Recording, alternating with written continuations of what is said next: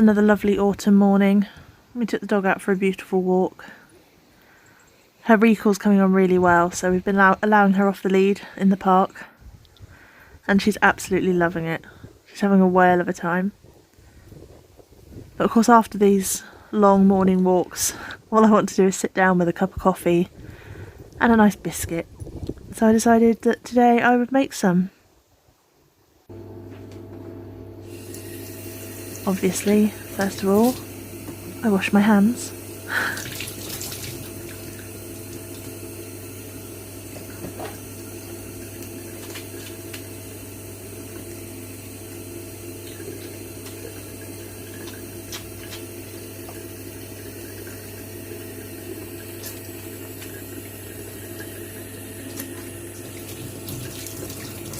My favourite biscuits are hobnobs. They're good for dunking in coffee, good for a bit of energy boost, and obviously homemade's best, so that's what I'm going to do. So first of all you need 75 grams of butter,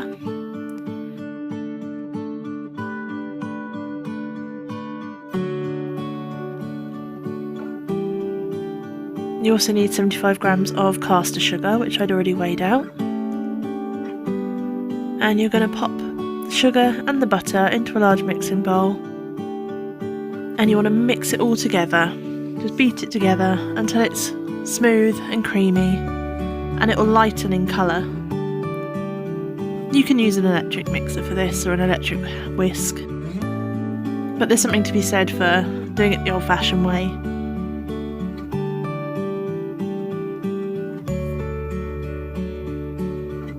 Reminds me of standing in my grandma's kitchen.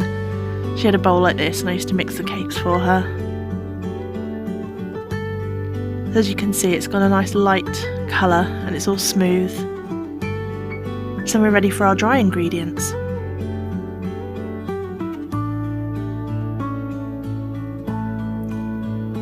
So for this recipe we're using 150 grams of oats and 75 grams of flour. You could use wholemeal flour, but I just happen to have white on hand.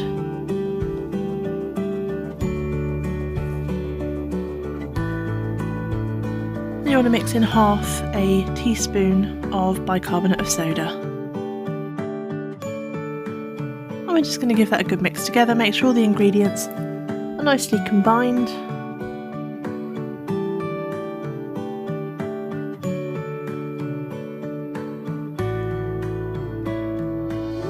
And I forgot to add the syrup to the wet ingredients, so here's me adding about a tablespoon of golden syrup.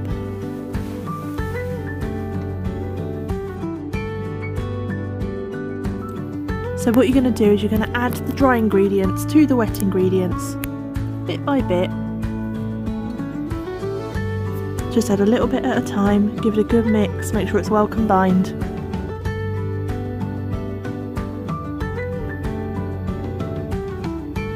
You should end up with a kind of crumbly dough. I decided to get my hands in there, just give it a good rub together, just to make sure that the butter and the flour and the oats were all well blended together. You want to make sure your oven's preheated to about gas mark 4 and line a baking tray with a greaseproof paper or a silicone sheet. And you're going to take a ball of dough, squeeze it into a tight ball in your hand and then press it flat, and you want to really press it down. Ideally you could press these into a circular cookie cutter, but believe it or not I actually don't have a circular cookie cutter. I've got every other shape but no circles, so I'm just free forming them, just pressing them down onto the sheet. And my mixture made about 10 cookies in total.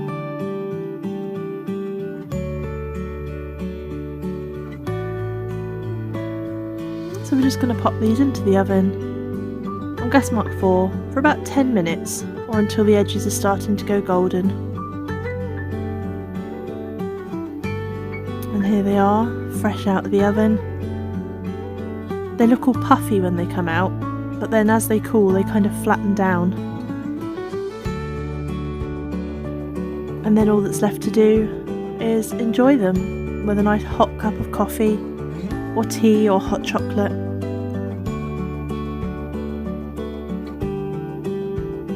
As you can see, they're a really good size. Too big to fit in my mug actually.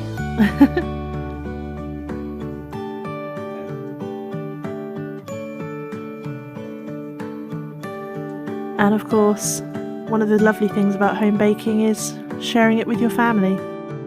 I will leave the recipe down below so you can try it yourself. Thank you all for watching, and I'll see you again tomorrow. Bye!